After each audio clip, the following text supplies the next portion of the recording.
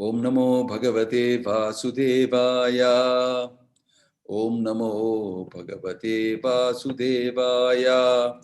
Om Namo Bhagavate Vasudevaya. Narayanam Namaskrityam Naram Chaiva Narottamam Devim Saraswatim Vyasam Tato Jayamudiraye Nashtaprayeshu Abhadreshu Nityam Bhagavata Sevaya Bhagavatir Uttama Shloke Bhaktir Bhavati Naishtiki.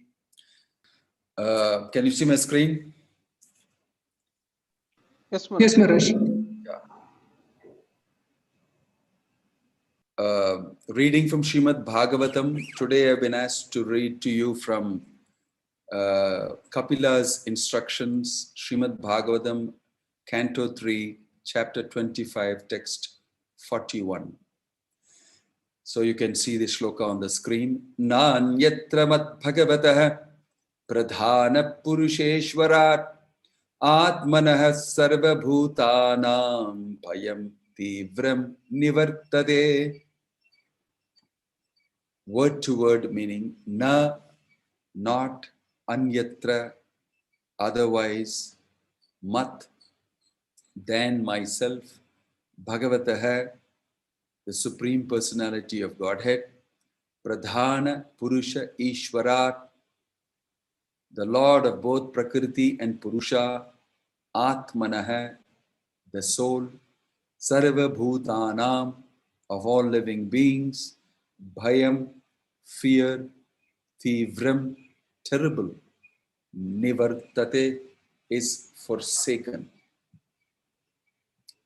Translation and purport by His Divine Grace, A.C. Bhakti Vedanta Swami Srila Prabhupada Ki Jai. Translation: the terrible fear of birth and death can never be forsaken by anyone who resorts to any shelter other than myself.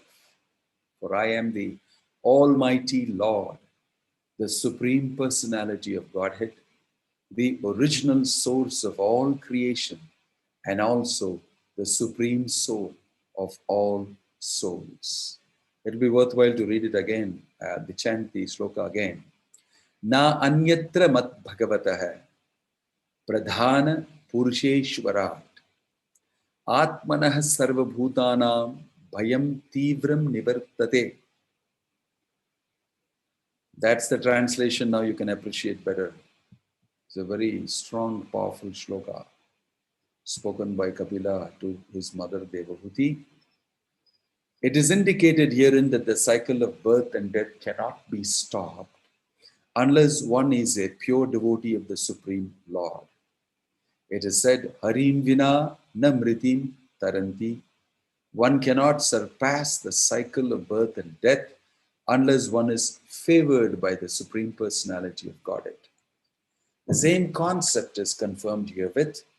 One may take to the system of understanding the absolute truth by one's own imperfect sensory speculation, or one may try to realize the sense of surrendering to the Supreme Personality of God.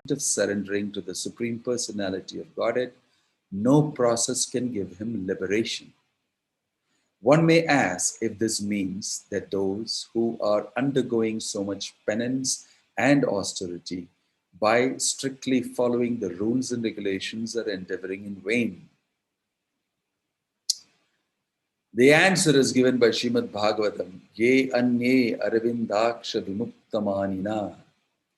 Lord Brahma and other demigods prayed to the Lord when Krishna was in the womb of Devaki. My dear lotus-eyed Lord, there are persons who are puffed up with the thought that they have become liberated or one with God or have become God.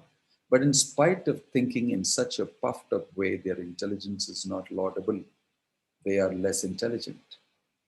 It is stated that their intelligence, whether high or low, is not even purified. In purified intelligence, a living entity cannot think otherwise than to surrender. Bhagavad Gita, therefore, confirms that purified intelligence arises in the person of a very wise man. Bahunam janmanam ante jnanavan mam prapadyate After many, many births, one who is actually advanced in intelligence surrenders unto the Supreme Lord. Without the surrendering process, one cannot achieve liberation. The Bhagavatam says, those who are simply puffed up, thinking themselves liberated by some non-devotional process, are not polished or clear in intelligence, for they have not yet surrendered unto you. In spite of executing all kinds of austerities and penances, or even arriving at the brink of spiritual realization and Brahman realization, they think that they are in the effulgence of Brahman. But actually, because they have no transcendental activities, they fall down to material activities. One should not be satisfied simply with knowing that one is Brahman. He must engage himself in the service of the Supreme Brahman, that is Bhakti. The engagement of Brahman should be the service of Parabrahman. It is said that unless one becomes Brahman, one cannot serve Brahman. The Supreme Brahman is the Supreme Personality of Godhead, and the living entity is also Brahman. Without realization that he is Brahman, spirit soul, an eternal servitor of the Lord, if one simply thinks that he is Brahman, his realization is only theoretical. He has to realize that at the same time engage himself in the devotional service of the Lord, then he can exist in the Brahman status. Otherwise, he falls down. The Bhagavatam says that because non-devotees neglect the transcendental loving service of the lotus feet of the personality of Godhead, their intelligence is not sufficient and therefore these persons fall down. The living entity must have some activity. If he does not engage in the activity of transcendental service, he must fall down to material activity. As soon as one falls down to material activity, there is no rescue from the cycle of birth and death. It is stated here by Lord Kapila, without my mercy, nānyatra bhagavataḥ. The Lord is stated here to be Bhagavan, the Supreme Personality of Godhead, indicating that he is full of all opulences and is therefore perfectly competent to deliver one from the cycle of birth and death. He is also called pradhāna because he is a supreme. He is equal to everyone. But to one who surrenders to him, he is especially favorable. It is also confirmed in Bhagavad Gita that the Lord is equal to everyone. No one is his enemy and no one is his friend. But to one who surrenders unto him, he is especially inclined. By the grace of the Lord, simply by surrendering unto him, one can get out of the cycle of birth and death. Otherwise, one may go on in many, many lives and many times attempt other processes for liberation. Om Tat Sat. Om Jnana Timirandasya Jnananjana Shalakaya Chakshurunmilitam Yena Tasmayi Shri Gurave Namah. Nama Om Vishnu Padaya Krishna Preshtaya Bhutale Srimate Bhakti Vedanta Swami Niti Namane. Namaste Saraswate Deve Kauravani Pracharine Nirvisesha Shunyavadi Paschatya Deshatarine Jaya Sri Krishna Chaitanya Prabhu Nityananda Shri Advaita Gadadhara Shivasadi Gaura Bhakta Vrinda. Hare Krishna, Krishna Krishna, Hare Hare, Hare Rama, Rama Rama, Hare Hare. Hare Krishna. Translation: that terrible fear of birth and death can never be forsaken by anyone who resorts to any shelter rather than myself. For I am the Almighty Lord, the Supreme Personality of Godhead, the original source of all creation and also the Supreme Soul of all souls. Yeah, so a very powerful statement made by the son of Devabhuti to his mother. The terrible fear of birth and death. We may be thinking, what terrible fear of birth and death? I don't know of any fear about birth. who can say that I have some fear about death, and that is not fully manifested yet because I'm alive and I am living a good life. I have healthy body. I am capable of doing things. And why speak of death and spoil everything now? Let's positively live the life. And let us cross the bridge when we come to it about death. I heard it is, that's how people live. Ahanyahanni bhutani gachanti hayamalayam seshas thavarmichanti kimaschari matapkaram. Prabhupada told us this, that Yudhishthira Maharaj is answering the Yaksha. What is more wonderful than this great illusion that I will not die or that death is too far away, I don't have to worry about it. That's a big illusion. Kim ascharya matapparam. What is more wonderful than this? This illusion of thinking that I will not die. Or it is, okay. People don't reflect on death. No, its existence will get over. That's all. This type of existence that we're living is no more. Finished. It's not that we have to accept it and say, oh, is it so? That's the way it is. So I should enjoy as much as possible before I die. That is material intelligence. Fine. But you should ask questions, existential questions. Is it? It's over? After that, there's no more life? Why? Why don't I live for long? Who am I? How did I come here? Why should I die? That should be the type of questioning that a thinking, feeling, willing human being should do. And because you don't do that, because there's no education for doing that, there's no impetus for doing that, you will forsake it and not bother to learn how to cross over it by depending on God. You think you'll do it yourself. So, when you touch upon reality, sometimes you'll get really afraid. When you get sick, when you have a big accident, and you have a near-death scrape, then you know, oh gosh, I would have almost lost my life now. Then you start thinking. Sometimes you need an emergency calamity to make us think. During this COVID times, many people have thought seriously about death. Because people are dying in front of you. And I too may die. So what about it? What's the meaning of my life if abruptly it will end like this because of some small virus?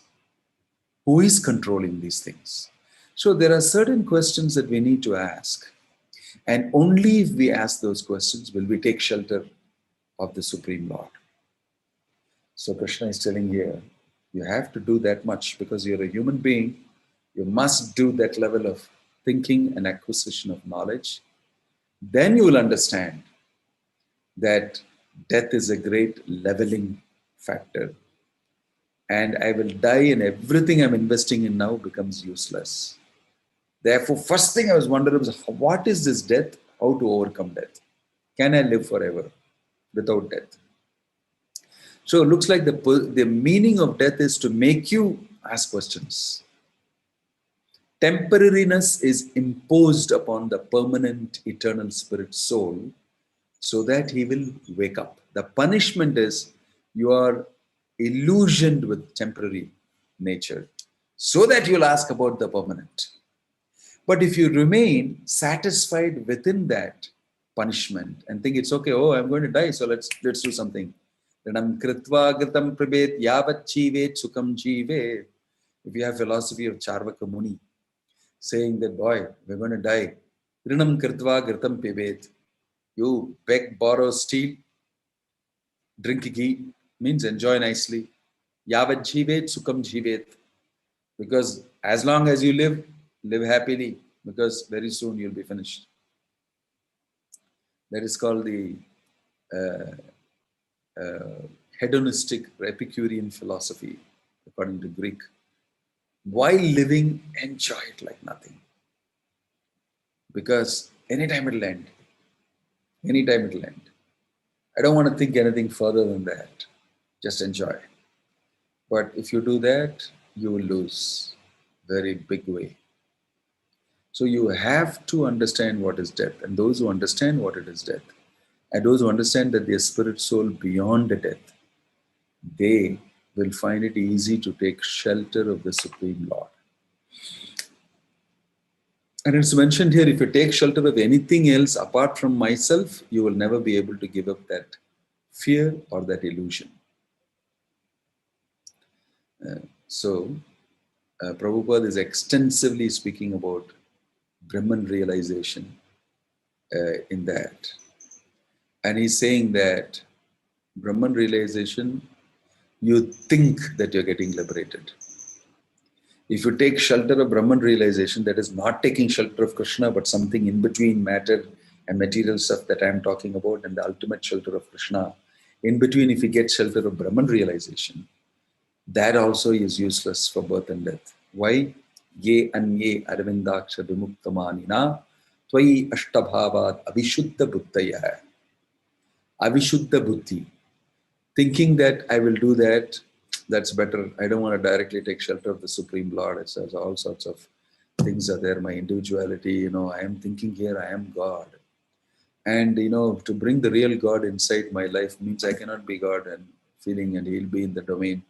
So I want to still maintain my domain where I am the master in everything. Just this material life and this material body and this thing is bugging me.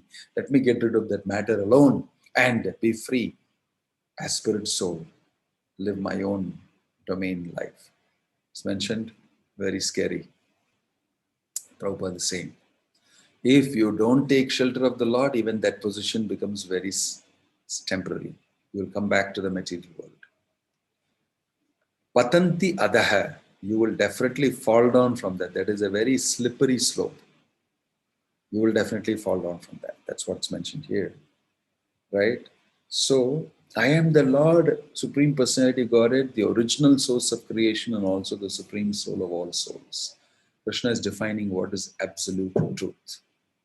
And that absolute truth happens to be me, he's telling. Whether you like it or you don't like it, the absolute truth is me and I am a person. Now, personality is what people are not able to grapple with. It's not because of proof and all that. It's because of a deep inherent dislike or envy of the Supreme Lord. That we should agree. Why do we deny? Why are we in constant denial about the existence of God or the existence of a personality, about absolute truth being a person? In all these levels, there is denial.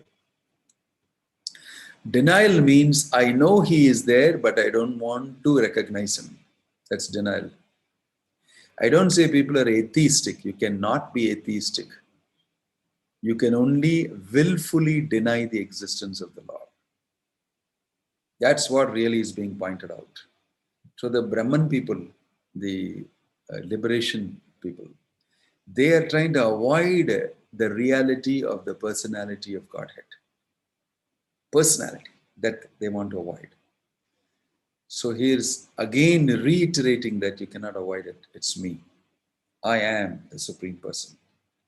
So these statements are made in Bhagavad Gita actually, very clearly. And in Bhagavad Gita also there is mention about Brahman realization and the inferiority of it to personal realization of God. And the Bhagavatam is throughout about those people who have recognized the personality of the Supreme Personality of Godhead. And not only that, they have gone further to establish a relationship with him in one of these 5 rasas, especially the 3, Madhurya, Vatsalya, and Sakhya rasa. They have gone ahead and recognized the Lord in these relationships, and their glorious existence and life is described. How, if you take shelter of the Lord, everything is looked after.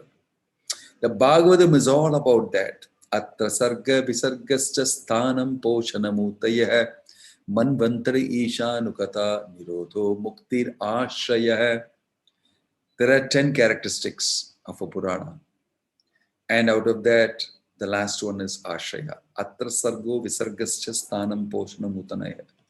They'll talk about creation, sub-creation, and all that. But it all lands up in ashraya, accepting shelter of the Supreme Personality of Godhead, who is a person. In other words, Brahman is not going to shelter you and give you shelter. You cannot stick around in Brahman effulgence safely. And it is not a natural position for the soul. It's a compromised position. Really speaking, you become completely secure only when you understand the personality of Godhead. Because you also have a personality, Krishna has a personality, and between two persons there is a relationship. That relationship keeps the thing very fixed. You don't have to come back to the material world again. So here Kapila is establishing and reiterating that I am that Supreme Person. So in the Bhagavatam you will see that Krishna is coming also to tell Hiranyakashipu, I am a person. And because you are like this, I have to take up this gory form as Narasimhadev. I still have a form, I still am a personality. And I'll destroy you, tear you apart for being so atheistic. This is the end of atheism. And then he glorifies his son, Hiranyakashipu's son, Prahlad, who was so personalistic and who understood the personal form of the Lord and had established a relationship of Bhakti with the Lord. It is because of that he came. And simultaneously, it was proven to Hiranyakashipu as to who really is that reality. That reality is a person. So, Bhagavatam is filled with instances of Krishna revealing his personality to many of his devotees, especially those who are prominently situated, like Prahlad, like Bhishma Dev, like the Pandavas, and all of them. He reveals himself to them with an established relationship with them. And then he shows to all the others how it is supreme and wonderful to have a relationship with the absolute truth, who is a person. And you'll see in the story of Prahlad, this comes out very nicely. Also in the story of Dhruva Maharaj, it comes out wonderfully. Dhruva Maharaj is bitten by material situation and he goes with the anger and material desire. And when the Lord appears, he becomes completely peaceful. His anger, his ambition, all that is gone. Swamin kritarto asmin varam na yache. He said, no, I don't want a kingdom. I don't want any boon. I just want you. I just want to be engaged in your service and to be looking at you. Instantly, everything changed for him. How whenever you're exposed to the Supreme Lord, all your Brahman conception, all your materialistic conception, everything can be destroyed. It's so important for us to understand the personality of the Supreme Absolute Truth. Right? So once we do that, we are in safe ground. Then only we are sheltered. That's what Krishna is telling here. There is no other shelter. If you resort to any other shelter apart from this, you will be agitated. You will not feel complete. You will not be safe. You're not safe. Right? Mamekam sharanam braja aham tvam sarva-bhūtānāṁ mokshayisyami. If you surrender to me alone, I have the capacity to remove all your karma and situate you properly in a safe situation. So the question here is accepting there is somebody called God. I can understand how difficult it is for people who have never been introduced to God, who know this culture at all. I mean, why do you have to believe somebody like that exists at all is the question. I don't see him, I don't know anything about him. But even philosophically, why should there be a God? Why should there be a God? This is the type of question they ask. Okay? So, under the situation, how do we answer that?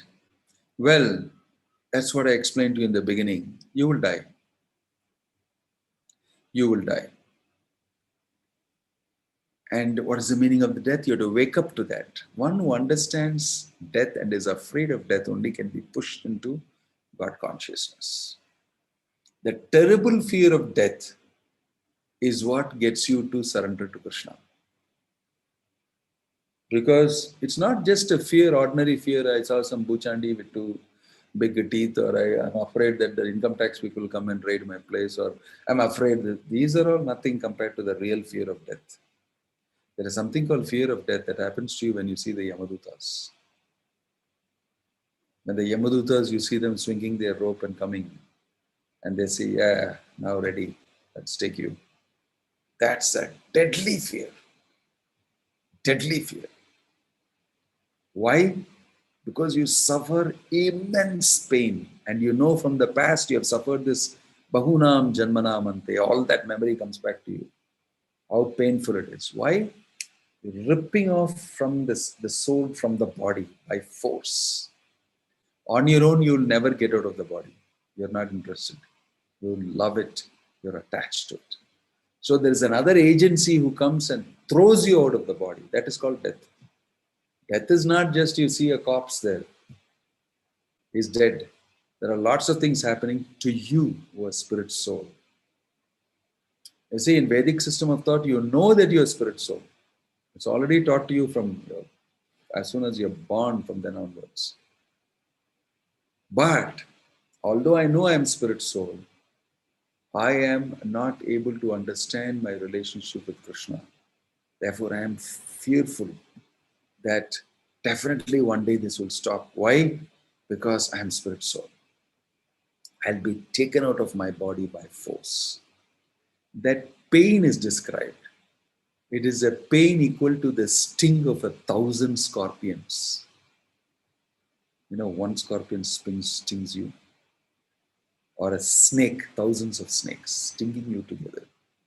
And that pain. Now, when this description is given to you, in the Vedic literature it is given, you will definitely be afraid of death. In the modern science, in the modern world, people don't describe what death is to you. It's painful, actually. Very, very painful. Emotionally, physically, spiritually. In all ways, it is painful. So don't think it is an ordinary event. You don't know what death is. Once you get to know what death is, you'll be afraid of death. As we see people going to the hospital and dying in the hospital with coronavirus, we wake up to the reality. We are willing to take precautions. I found that in corona, the most important thing about making people wear masks and making them have social distance is the fear of catching it and dying. Because a lot of people are dying. It's not a very, small percentage. It's pretty big. A lot of people, nearly 5% of the people are dying. Anything from between 3 to 5% of the people are dying who catch it. So it's not a small percentage to say, oh, the probability is very less. No. No.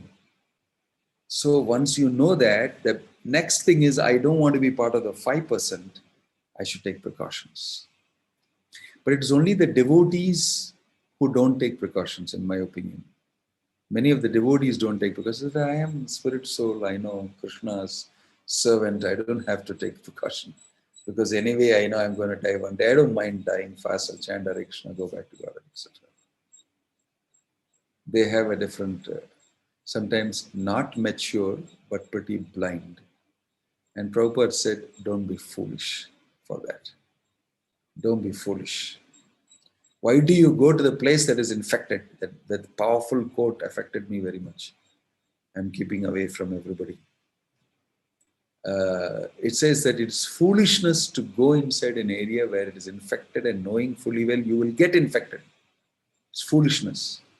Don't think that Krishna is going to protect you, and don't test the protection of Krishna on you. So, devotees have to know also how to actually look at this. You may not be afraid of death because you have knowledge that you're spirit soul. But this does not mean that you will stop from suffering the pains of death, especially if you have not accomplished fullness in your devotion service. Don't think it will not happen to you. Prabhupada said these words. Seeing him on the bed, being carried for a bath, for passing in the toilet, for urine, totally dependent on his disciples. Prabhupada, as he was struggling, he looked at his disciples and said, don't think this will not happen to you. Very important point. Ahanya bhutani gachanti gayamalayam. Don't think you will not die. Please don't think you will not die. It is coming for everybody. Everybody has to go through it. But if you have taken shelter of Krishna, heart and soul fully and meditated on him, Krishna is telling here, I will handle it. That's what happened to Dhruva Maharaj. Death and all that, he handled it. He stepped over death by putting his feet on death's head and got into the Vaikuntha Airlines for him to be going back to Godhead with so many others who had come from Vaikuntha to take him back. Grand send-off from the material world. Grand reception from the spiritual world. They came inside the material world and took him and went. They came inside and took him and went. What an amazing reception. Why? He has conquered birth and death. How? By completely depending on Krishna. Completely depending on Krishna. This is a situation with the Ajamila also. He's a Brahmana who knew very well what is what. In spite of that, he indulged, got stuck, got entangled. And then he saw this conversation between the Yamadutas and the Vishnudutas. He was amazed. Ha! All my memories come back. Now I understand what a fool I am. And he became fixed in Krishna consciousness. So, sensitizing ourselves to the fact of death, which means all these things that you're living in, your ideas, your thoughts, your attachments, your possessions, your assets, your relationships materially, all of them are tottering like a drop of water on a lotus petal. Kamala dala jala, jivana talamala, pajahu haripada nitire. So just like water, kamala dala, water on a lotus leaf, kamala dala jala, jivana talamala. Our life is like tottering. Anytime it will roll and fall down. It will roll and fall down. So, understanding death and taking some measure about it, doing something about it, will lead you to, if you read exhaustively and understand exhaustively, you simply become completely absorbed in Krishna meditation. No death will occur. Even if it occurs, it will not affect you. You will not be afraid. Like I always mention, Parikshit Maharaj was in that position. Parikshit Maharaj was in that position of being able to accost death. And he said that let that snake bird or whatever that creature is by whom I'm supposed to die, come and bite me. I have already sold myself to Vishnu. My mind is fixed on Vishnu. And nothing can be done by him to me. So this is the meaning of a complete realized person that is being spoken about here. And it's okay. What's so death? I live forever, and I'm a servant of the Lord, and I'm already absorbed in the Lord. I'm just waiting for death to happen, and then I'm completely situated in the spiritual realm. But no birth, no death. Janma karma chame divyam tyaktava deham punarjanma naiti mameti so Arjuna. This is the greatness of serving Krishna and developing love for Krishna. What happens? You are fearless. To say this word fearless is one thing, to actually be in that situation and be fearless is another experience, completely different. So, you will see that the story of Gopinath Pattanayaka also, he was hung on the changa and swords were supposed to go inside him, impaling him. And Lord Chaitanya somehow put him in that position. And his family members were also imprisoned. And they were all asked to watch him being impaled. so that they'll give back some money and all that. So Lord Chaitanya put them into such a situation. Then he wanted to know, what were you doing when you were on the Changa? And Gopinath said that I was just chanting the holy name and thinking of your lotus feet. Lord Chaitanya became pleased and he asked his family members, what were you people doing when you were going to see your son actually dying, going to die? They also said, we just intensely thought of your lotus feet and chanted Hare Krishna. Lord Chaitanya became very pleased. Because of that, he rewarded them in a very big way, materially and spiritually. Because this is what God wants you to do. Take shelter of him. You know what it means? Take shelter of him. And don't think it is an ordinary statement made by Krishna. He's telling that, Ashraya, take shelter of me. I am your father, I am your mother, I am everything for you. I am the only one who can provide for you and look after you. I'm the only one who has interest in you. So it is wise to take shelter of God, of Krishna. We should not try to contest that. We should not try to contest that. So history shows that very nicely. Nowadays it's becoming very, very gross materialism. But previously, although there was materialism, it was kept under control because of the overwhelming understanding people had and knowledge that they had about the reality. Some extent it was definitely there. But nowadays, people have very less education on these things and more of them are thinking about matter, material life, and how to get this, how to get that, and engaging themselves in all sorts of things. But they'll never engage themselves in devotion service to the Lord. The reason is that they are falsely thinking that this will give me shelter.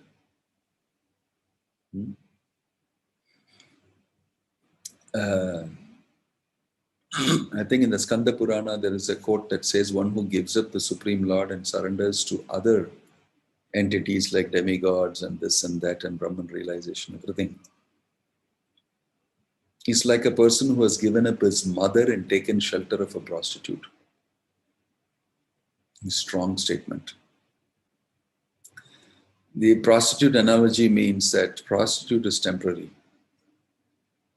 She is not like your mother who gave birth to you and has a permanent relationship with you, sort of, in this life. Even if you say no to it, you can't deny the fact that you came from your mother. You'll have to really stand upside down and try to prove, even then you'll not be able to prove, that everybody is born from a mother and therefore you came from a mother. Whoever that is, respectably. You can't deny it. Similarly, you cannot deny that everything comes from Krishna. Janmadhyasya yatah yato va imani bhutani. Why is the scientist, why are the philosophers, we're trying to deny the fact that everything comes from one source called God? That is an interesting question. That's got real deep psychology in it. Why, although you know God exists, you deny him? That's a moot question. It's not that I don't see God, I don't believe in God, therefore I cannot do this. No. It is just that you have decided not to do it. The fact that you have decided not to do it shows increasingly that you know there is God. You can at the most say, I don't know about God. Agnostic you can be. But from the way I understand that, people go out of their way to bash religion and God, this thing. That shows that they know somebody is there, definitely. They don't want him to take the credit for everything. They want to keep the credit with themselves. Right? So all great phenomena, all great laws, all great discoveries made in this world, being the first person to do it, puts you into a feeling that man can do it. Why do we need God to do it? Actually, it's getting some partition free or getting freedom and getting some GDP raised. This is not the goal of our life. Our goal of our life is to realize the absolute truth, Krishna. So, if we can understand very carefully what is death, I'm summarizing now. Who am I? How am I situated in this body? And what does death really mean to me as an experience.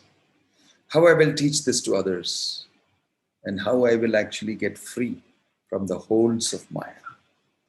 And therefore there will be no illusion of birth or death. So these are some moot questions that Prabhupada has raised, and I am trying to explain to you. Okay, any question or comment?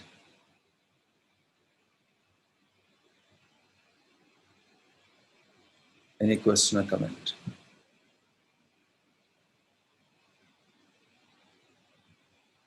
No questions. Okay, thank you. Hare Krishna. Jai Srila Prabhupada ki.